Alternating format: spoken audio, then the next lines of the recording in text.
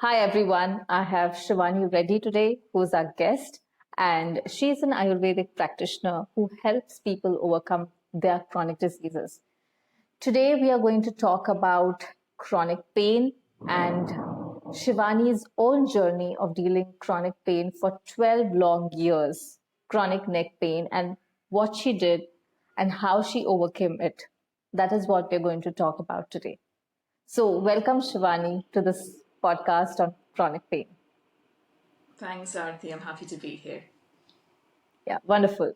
So, Shivani, let's dive right into the topic.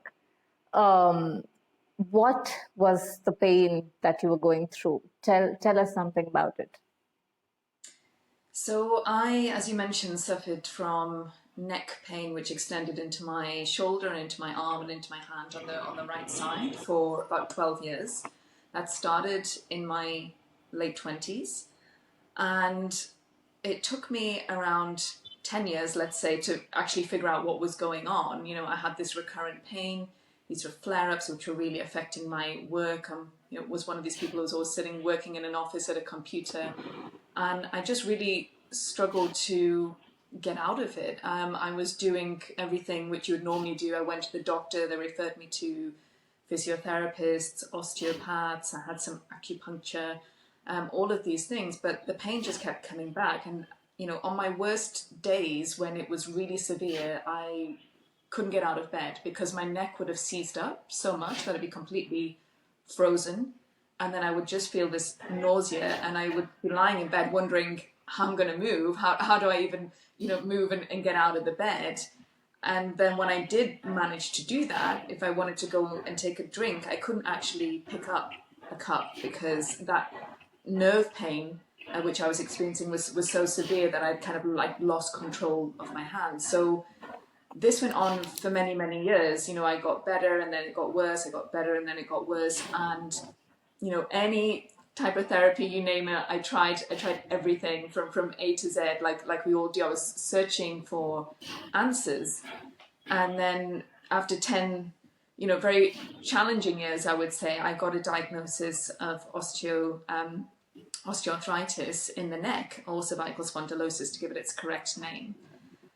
And although that was helpful that someone had acknowledged there was some damage in the neck, that there was something that might be causing the pain, it still didn't give me the solution. And I would continue to try various treatments, and I reached my breaking point, I would say, in 2019, when I was seeing a specialist, a very well-respected specialist in this area, and he said, let's try these steroid injections in your neck because this I've been doing for 35 years. I can show you all the research. It really helps people. And I said, okay, let's go for it. And far from helping me, actually, those injections made me a lot worse. It really aggravated my pain. And, that was, I guess, a turning point for me where I said, enough with just going through this whole process of trying one thing after another. He did then offer me something else. And I said, no, I just need to reassess now, because I felt not only was I in a lot of pain, but I felt a lot of misalignment. That's a word I often use. I felt misaligned both in my body and in my mind.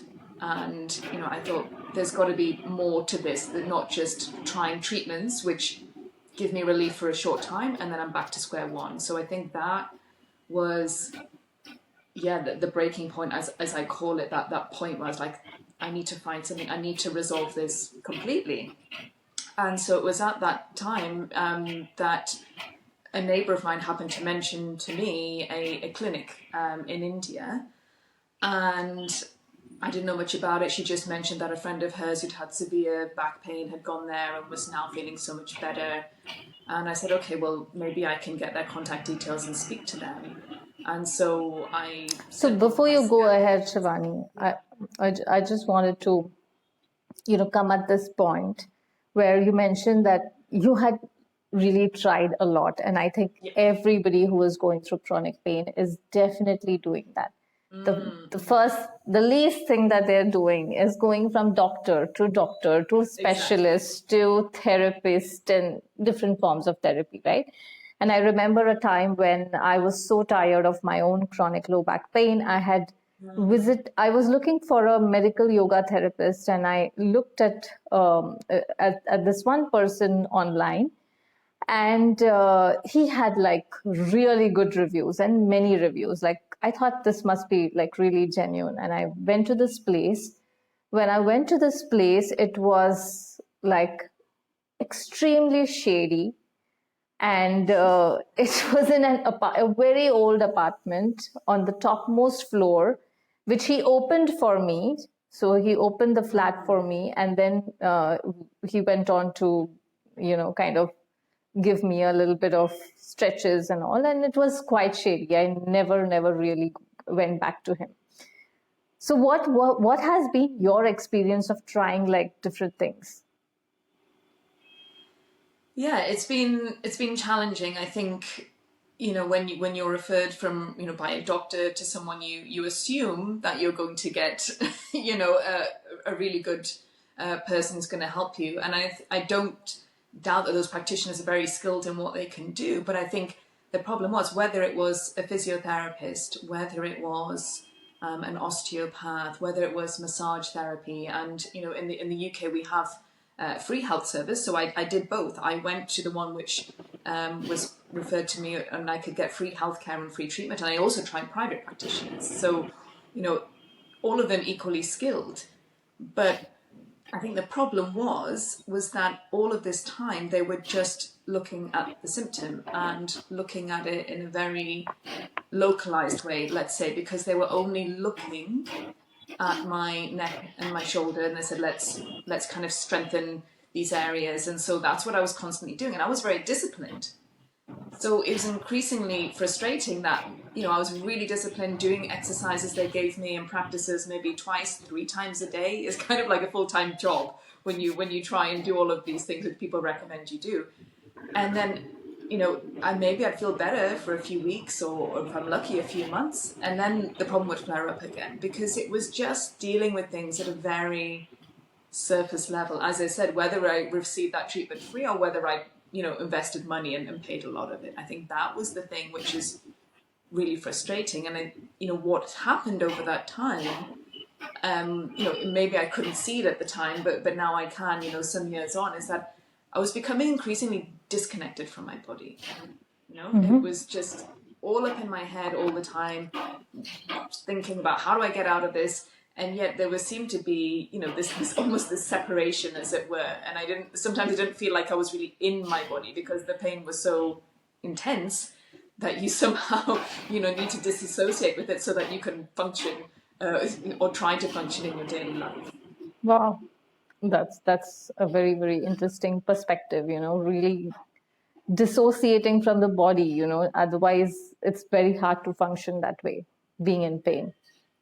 Yeah. So yes, like you said that you then visited the clinic which was there, in which your friend referred you to in India. Yeah, so I didn't know much about this clinic. It wasn't a clinic which was, I guess, actively promoting itself online and things like this. So it was very much just word of mouth that I heard of this clinic. Didn't know much about it.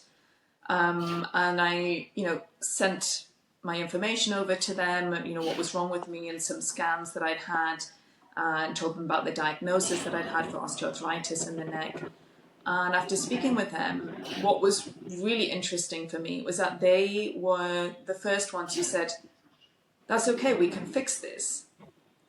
So, about 11 years of suffering from neck pain, and people just said, let's just do this and it will help. You're just going to have to manage the pain Yeah. to fix this. And that triggered something in my brain. It was like, wow. And it wasn't this moment of, excitement or euphoria. It was almost a moment of, I think, holding my Rebirth. breath. Yeah, and also this intense vulnerability, because it was very humbling to hear that, but also like, wow, okay, I've been holding. You feel like you're holding so much this whole time, because you're just fighting. For someone to say, oh, we can fix this, that somehow all of that energy and that tension just drops, And I was like, oh, wow. And don't get me wrong, I still had a lot of skepticism about it because I'd been on such a long journey of trying things. Right. And I didn't know these people very well. The first, just from a short phone conversation. And, I actually come from a medical family. My late father was an allopathic doctor. My sister is an allopathic doctor. So there's a lot of skepticism Wow. around Yeah. me trying something and someone suddenly saying, no, no, no, we can fix this. Because it was it was a lot of unknowns about traveling to India, going to a clinic for treatment. They'd said, come for 8 weeks and we can fix this. And, it seemed too good to be true, put it that way. So, very skeptical. And, I didn't get a lot of support, as I mentioned initially, from people around me. Even the doctor who had given me the steroid injections was very skeptical. He said, don't waste your time and energy and money going all the way to India. But something within me, so I guess it was my gut, my intuition told me that this was something I had to try. So I really took that leap of faith, and I figured it out. I figured out the time off from work as well. It was quite a significant period that I had to take out from work to go and attend this clinic. And I didn't even attend for the 8 weeks which they asked me to. I attended for 6 weeks because that was my cautious mind still operating a little bit, saying, let's see, let's give it 6 weeks. But that experience was truly transformational, not only because of the expertise which they had in the clinic, but there was a process of me allowing myself to let go, to release the pain for a start, and also to reconnect with my body. I learned to reconnect with my body. And in the process, I also developed, I guess, a newfound respect for my body. Previously, I think I'd just been fighting my body. Like, why isn't it supporting me? Why do I have to have this pain and struggle with all these things which I want to do? To, from that moving to respect and compassion and understanding for the body. Wow. And so a lot of stuff happened, in those 6 weeks. It sounds crazy that after 12 years, 6 weeks could be so transformative. But I think that's the power of actually, having that validation and someone say, yes, you can heal. But it's not enough for the other person to say you can heal. You have to believe it yourself. And so it was a process of really trusting more. Wow. Wow. So in the time period when you got in this phone call and you were told that we can heal this, to the time when you actually went to the clinic, what was that journey like? Oh, it was very challenging, very, very challenging, because I went first back to the doctor that I'd been seeing, the specialist, and sat down, had a conversation with him because he was offering me many alternatives, and had a conversation with him. And he was very skeptical to the point that he actually laughed at me. I was sitting in his office with him, and he laughed at me. He was like, "No, don't be silly." He was like, "This is such a waste of your time. I can refer you to my friend down the road who could give you some holistic treatment if you want." So it really wasn't taken seriously at all. Wow. And my father was, as I mentioned, he was a doctor. He was cautious, but also with that kind of paternal instinct. He's like, "Oh wow, that's like a huge commitment to go all the way to India to, invest time in this treatment," which we knew very little about. So that was challenging because I, respected his opinion a lot, and I really wanted to get him on side. So that was another thing which I had to navigate. I asked him actually to speak to the people at the clinic in India, which he did, but he still wasn't 100% convinced. And then added to that, this was before the pandemic, just before the pandemic. So this whole idea of remote working, for your job was pretty much non-existent. So when I mentioned this to my boss and colleagues at work, they were having none of it. They said, absolutely not. You can't work remotely from India. You're going to have to either take unpaid leave or, do something else. But we just can't offer that to you. So there was a number of hurdles which I had to overcome, not least still the questions in my mind of, is this going to work? Am I being a complete idiot by, traveling thousands of miles and all of these obstacles which I've got to get over. Is this all working against me? Sometimes, you look at the signs and saying, oh, well, it's not really a supportive environment. But despite all of that, I felt that strong pull. I felt like my body, my gut, whatever it was, whatever you want to call it, was just saying, you have to try this. And, the way I moved forward was to be like, rather than focusing on, okay, everything's stacked against me, this isn't really going to happen. Yeah. I asked myself, what if it all worked out perfectly? What's the best case scenario I could envisage? Wow. This is really, really amazing. This is really amazing. This is a powerful question, because we always, a tendency, our brain goes to the worst case scenario. Yeah. So for any kind of healing, and especially because here we are talking about chronic pain, if you are getting into some form of therapy, it is not going to be without any doubts and concerns. Of course, you cannot, like when you've been with that pain for 10 years, 11 years, it's impossible for you to believe that something can get you all right, especially after you've tried so many things, right? But a little bit of belief, that's all is required. That's what I get, that little bit of belief. You didn't need to have a whole lot of faith to convince your father, to convince your doctor. You just needed just that little belief, which made you go all the way to India from the UK, which is amazing. Yeah. All right, superb. So then what happened when you went there? What kind of treatment really? I do understand that there was a lot of you kind of rediscovered and had a renewed connection with the body. But what really made that possible?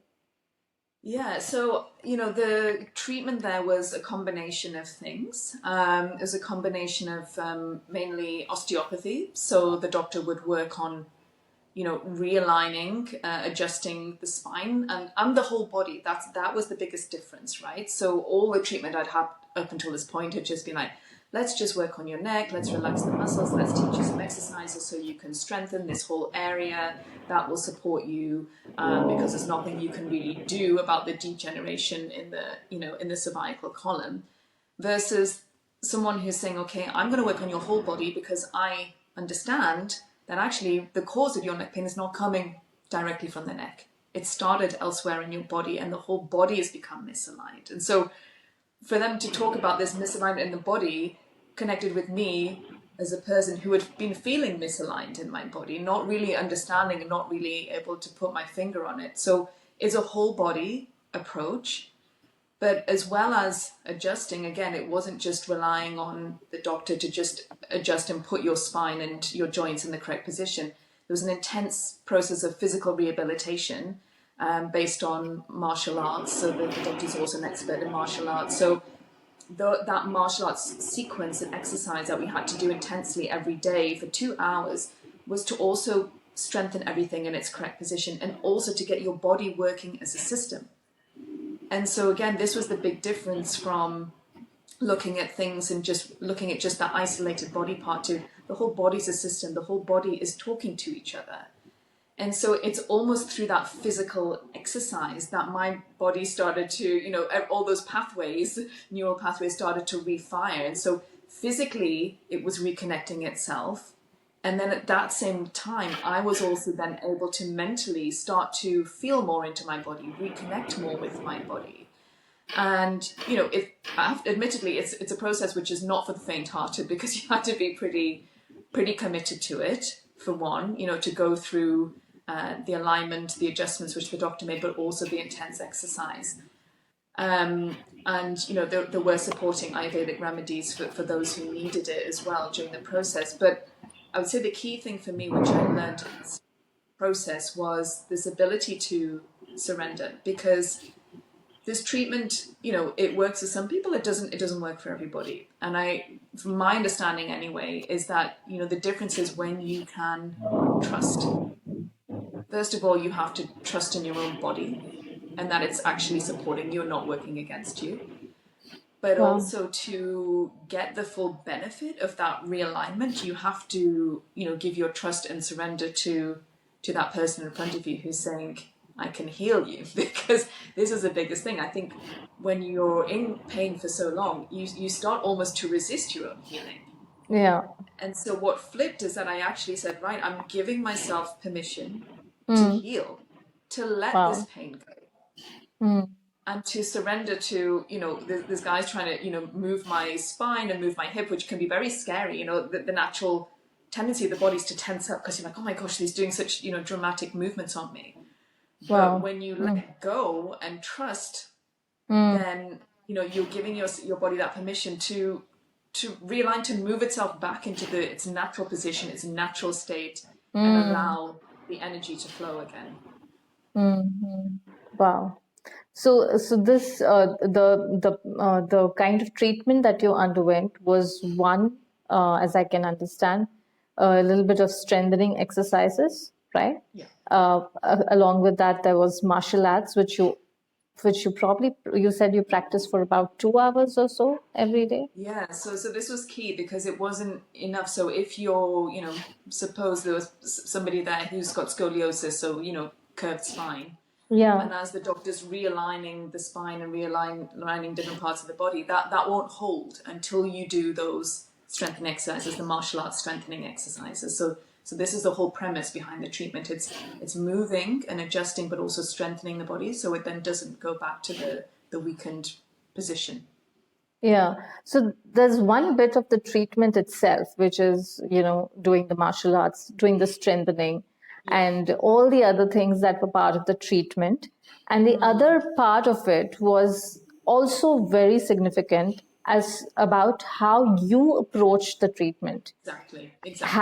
Yeah, right. So you were 100% committed to that treatment. You were 100% surrendered to the treatment as well as to the person who was treating you. And had that not been there, that resistance in the mind kind of translates into resistance in the body. And no matter how much realignment the doctor would try to make, it wouldn't happen because your body is resisting because you can't agree to the treatment that has been given to you, right?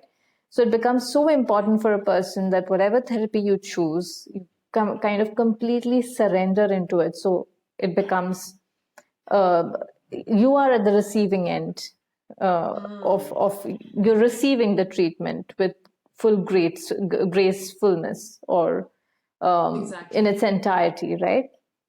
Absolutely. It is, I think that's, what one of my, mantras, or it's become one of my mantras, about giving yourself that permission Mm. to heal.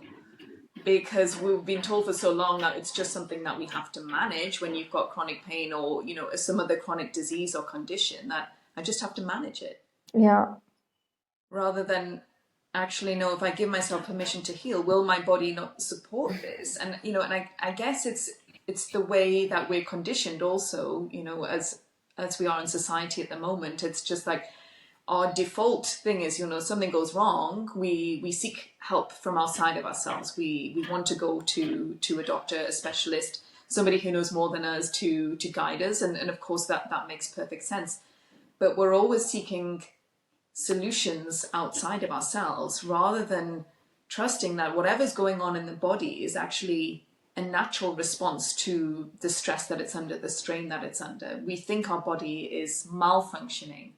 But what I think I learned through this process is that the body is just simply responding to the conditions, whether they be, your thoughts and feelings, whatever's going on inside of your body, or, external factors. So, you're living a very hectic lifestyle. As I mentioned earlier, many of us are, kind of sat at the computer all day, and how that impacts the body and all of these things. Or, even if it's someone who's had an injury, a lot of people, were at that clinic, for example, who had some injury, some accident, and that will have been the start of the pain. But what I've learned through, speaking to and working with a lot of different people is that over time, that pain really persists, not so much because of the physical damage or, whatever structurally wrong in that initial phase. It's the relationship that we develop with the body, Right. because it's over time it becomes more about us, just identifying with that pain so much and just So, holding on just a quick question over here. Yeah. How did this treatment change your relationship with your body? I really shifted from, thinking that somebody or something or some medication, some treatment outside of me, whilst it supports me, that's not in itself the solution. I realized that my body has this incredible capacity to heal itself if I allow it to. So it's about both. So it's about me, really respecting the body, really, thanking the body, being grateful to it for supporting me. So even in the midst of having, flare-ups of chronic pain, or like I did, it's realizing that your body's allowing you to do so many things. It's supporting you in so many ways. It's not your enemy. It's the thing that even if if you wake up and you're breathing and you're moving and you're here to see another day, I think it's having this, I want to say, an almost a reverence for the body, because it's incredibly designed. And I think I remember reading something that Zach Bush had written. He's an American doctor who speaks a lot about healing and our connection with nature and ecosystems, and he was saying that our cells actually regenerate like every 3 days. So if we are constantly regenerating, Wow. Our cells are constantly turning over. It's not like we've got the same cells sitting around in our body. Then it makes no sense. It makes no sense that, whatever it is, whether it's chronic pain or chronic diseases, are persisting for so many years. So what's the difference? Our bodies are doing this incredible job, but we are not allowing ourselves to let go. It's kind of like whatever was there is imprinted in our body in some way. And then it becomes our job to say, okay, I'm letting that go now. I'm letting this energy kind of move through me, release it, because pain actually is just stuck energy in the body. And that's the biggest thing, which I came to realize, is that this pain in the body is just me not allowing something or some stuck energy to get out of my system. That's very, very interesting. That while you were undergoing your physical treatment, there was a simultaneous work that was going a lot on a mental level, right? On a psychological level. Was there any support provided to you in the process of the treatment to work on your mind and your brain and your thoughts, or was it more kind of having that really time for yourself of those 6 weeks, along with intentionally working on the pain through the treatment? What really made that psychological transformation possible? I mean, it's interesting, isn't it? Because there is a lot going on. I think with all this physical treatment, there's a lot being released in the body, and it's like, what do you do with that when it's coming up? It can be a very emotional process for a lot of people. And I know at the clinic they did have some support and some counselling for those who, if you wanted to, make use of that. I think at the time I didn't, but what I did was that I was writing, I was blogging about this, and it was interesting because the intention of the blog was not really to help me process things. It was more that a lot of people were messaging me saying, how is your treatment going in India? We'd love to hear from you. So I had so many people messaging me, and I thought, oh my gosh, I don't have the time or the energy. I was so quite exhausted from the treatment to be responding to everybody. And I just thought, how about I document my journey, and I just write this blog. Wow. And I write what's coming up for me. And so it was a very honest and vulnerable account of what was going on with me. But it was very therapeutic in a way, because it helped me to process what was going on. And Wow. I think for me, that really helped me to, as you say, manage that kind of the mental and psychological aspect of it, because there was a lot going on, a lot being processed. And to the point, as I said, this treatment was very intense. So I started writing this blog, and then there were some weeks where I physically couldn't type on the keyboard because I was in so much pain and my hand wasn't cooperating, because with anything, it's any kind of treatment, I always find it always gets a little bit worse before it gets better, right? So my nerve pain was really aggravated. I had a lot of intense pain some days. And so instead I would just talk, I would just record a short video and try and explain it to people, what I was going through, how I was feeling. But I think What? that in itself has helped me to identify, here are the steps that I went through. Probably I didn't realize it so much in that moment in the present, but then looking back, when I say, okay, yeah, this is the process that I went through of, really connecting with the body, tuning into the body and trusting it more and listening. I think that's the difference also, is that I listen to my body now. I think when we have pain, when we have some kind of illness or disease, it's our body screaming at us, telling us, something's off, Yeah. something's not right in our lives. It may be something, it may be our relationships, it may be our environment, it may be our job, it could be so many things. But all of this is trying to teach us something. Wow. Yeah. And so this is, the way that I started to look at it. It's like, what have I learned? And I think that's what I, talked a lot about when I was blogging or when I was speaking on a video, was what am I learning from this? Because there's always a reason for it, that there's always a reason for the pain.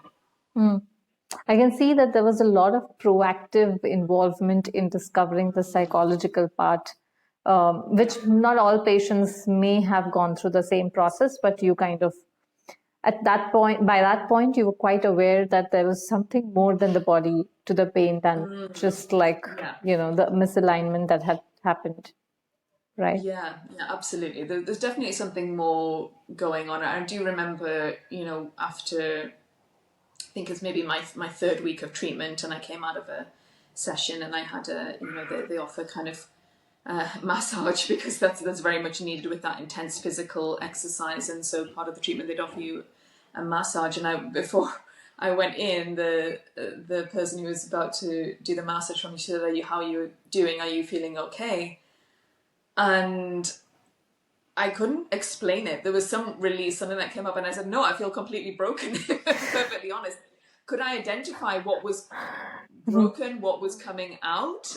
No, but there was just something happening in the body, something being released. And so it all came up, and I broke down into tears. But she was like, she's seen it before, so she was very calm about it, very supportive. Let me let it out. And then we proceeded with the massage. So, it's something which now obviously I can reflect on, and I can see what was happening in the time. It's always, a little bit difficult to see. But again, allowing it, previously, I think, had I been in that situation, I wouldn't have wanted to break down in tears in front of somebody who I, don't know very well. I would have suppressed it. And so, and this is what we tend to do with, a lot of people I know in chronic pain tend to just suppress it, ignore it, shove it down. And there's something about acknowledging it and saying, okay, I know it's there.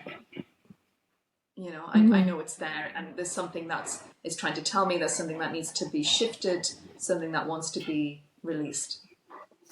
I'm quite intrigued by the fact that despite, I mean, you mentioned it twice, that there was a point when it really went very bad and worse. And this was like just right in the third week of the treatment, when you had spent good enough time, but you still had good enough time left. What really made you stay on? I think, just this feeling of that, okay, I've come this far, and I really need to continue, but also, seeing that there were already changes, in my body, even though it was worse. Somehow there was a trust that, this was just a movement. This was just like, okay, it feels worse right now, but this is just a movement. And and I think I also, to be honest, I have a very high threshold for pain now, having gone through so many years of that. And I just said to myself, you know what, something's come up here, and I broke down, and something's coming out. And I would guess that triggered more curiosity in me, if I'm perfectly honest. Like, oh, okay, where is this taking me? Because that's something I wouldn't have allowed myself to do before. And and it, you know, to be honest, a few people who I met, you know, and I met some incredible people at that clinic, they also said to me, they said, well, we didn't know you previously, but, you know, you're now, I ended up talking more about the things which I really cared about. I'd always dabbled in Ayurveda, like in the past, like reading stuff about it, doing some Ayurvedic cleanses and things like that. But as I was there, I started to talk more about my passion for Ayurveda, like that I really wanted to go into it and study it in more detail, that I had these ideas about how I wanted to bring more Ayurvedic knowledge and wisdom, you know, to people living in the UK. And it was something which a lot of people around me observed. They're like, oh, you're so like energized and you're so lit up. It's something like that had to be cleared out of the body Wow. to enable all of that to To come surface out. as Yeah. well. Yeah. Amazing. Yeah, lovely. So it whatever was inside, which was wanting to come outside, it got a channel because a lot could be Exactly. all the resistance maybe and all the stuff which was not needed was kind of put out there, right? Absolutely. So now I had a question that you see a lot of clients in your professional practice as an Ayurvedic practitioner. And what do you think is the difference between a person who kind of travels far in the healing journey and kind of somebody who gives up in the midst of the healing journey? And if you can relate it to your own experience of the kind of person you were, who what that made you stick onto that path, as against Yeah. somebody who would like quickly drop off or lose faith in it. Yeah. I mean, I think it's this willingness. I think it's willingness for one. You know, you've got to have some, I would say, tenacity, put it this way, because the healing journey, it's not easy and it's definitely not linear, you know. I mean, I do have a process which I take people through, which is kind of in a cycle, but you know, it's never going to be a neat cycle, put it that way, you know. I talk about, you know, taking back your power, as in your healing power, rather than outsourcing it to somebody else. I talk about trusting the body, tuning into the body, and then allowing the transformation. So these are roughly kind of, I would say, 4 steps in the process. But as I mentioned, it's not always an easy path or a linear path. And I'm thinking about, you know, someone that I worked with who'd been suffering from rheumatoid arthritis for many, many years. And then I worked with her, and you know, she managed to get herself off of her medication, which she'd been taking for many years. You know, for those of you who are familiar with it, or maybe not so familiar, rheumatoid arthritis is an inflammatory condition, you know, and can affect many of the joints in the body. And it also is related to the immune system. So, you know, it can be very, very debilitating for people, and people are often on quite, you know, strong medication for it. But I think the difference with this lady who was I was able to work with her and enable her to see that there was, you know, other things that she could do to support her healing, is that willingness to let go. I think, you know, as we were talking, and again, it was more to do with the mind than anything physical going in the body. As we were talking and unearthing what had really caused her symptoms and her arthritis, she was able to say, oh, and acknowledge that there were other things going on in her life, her, you know, her relationships, her attitude towards her work, and the way she'd been showing up in the world, her, you know, inability to accept certain things in her life, all of that. And accepting that, yeah, that's on me. That's me taking responsibility for my behavior and my patterns and how I've been dealing with things. And when you're willing to let that go and move on from that and say, I can see there's a better way to be for me to feel happier in my life, to feel healthier in my life. I think that's when, you know, you make that leap. And I can see the same in my, you know, journey. For example, you know, instead of fighting and pushing and resisting and like, oh no, just got to stamp this out, squash it out. There was something about this process that I went through which was more about letting it be and letting it come out in its own way, rather than pushing it down and trying to pretend it wasn't happening, and that I just had to get on with my life, you know, and giving myself that space and time. So I would really say it's about acknowledging it, but this taking radical responsibility for your health and for your healing and for your behaviors, which may have, not in all cases, for some people it's something outside of their control, but a lot of the time it's our behaviors and our patterns, a lot of it through conditioning. So it's not like we're beating ourselves up, but when we can see what has led to the persistence of that pain or the persistence of that disease, Yeah. and we then say, I acknowledge that, and now I'm going to do something to change it,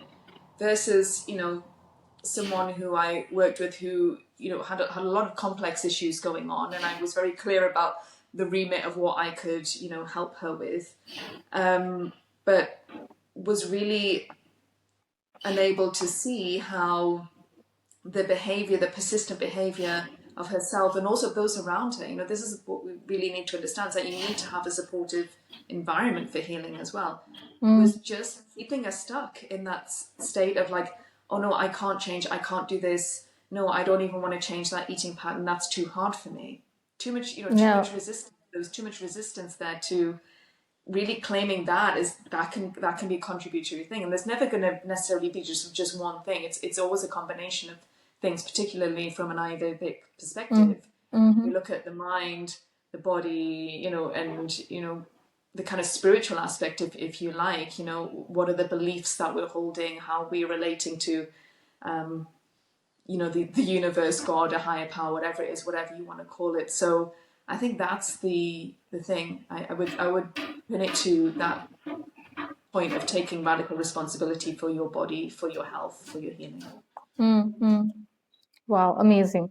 Really, it makes it so clear that any kind of chronic condition, I mean, the first thing that we do is go to the doctors and get treated and try to find our condition getting better, but that never really happens.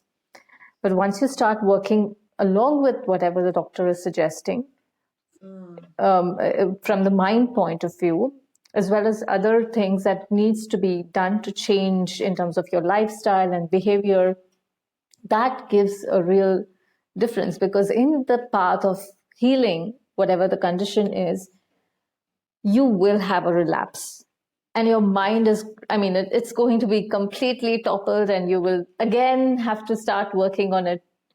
There will be times when you will fall down and it'll be like really bad, but then that's the whole thing about healing, that once you understand that this is just a setback which is trying to and an opportunity to pull myself back out of it, that's where the real game changer is, right?